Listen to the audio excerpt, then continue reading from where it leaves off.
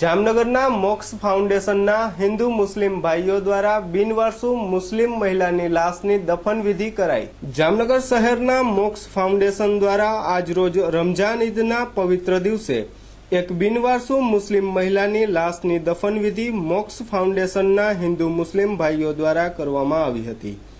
જામનગરના મોક્ષ ફાઉન્ડેશનના હિન્દુ મુસ્લિમ ભાઈઓ દ્વારા આજરોજ રમજાન ઈદના પવિત્ર દિવસે એક મુસ્લિમ મહિલાની બિનવારસુ લાશની ઢોલિયા પીર નાગેશ્વર ખાતે આવેલ કબ્રસ્તાન ખાતે દફન વિધિ કરવામાં આવી હતી અને આ સરાહનીય કામગીરી મોક્ષ ફાઉન્ડેશન દ્વારા કરવામાં આવી હતી। અને આ દફન વિધિમાં મોક્ષ ફાઉન્ડેશન ટ્રસ્ટના અમે ટ્રસ્ટીઓ છીએ અને અમે વિક્રમસિંહ ઝાલાભાઈ, બશીરભાઈ, હું ગુલાબ શાહ અહમદ શાહ, પછી આપનું નામ મનહરભાઈ, અમે બધા સાથે હિન્દુ મુસ્લિમ ભેગા થઈ અને આ કફન દફન વિધિનું કામ કરીએ છીએ અને એમાં કોઈ જાતનો ફંડફાળાની અમારે આવશ્યકતા બહુ ઓછી હોય છે, જરૂર નથી રહેતી।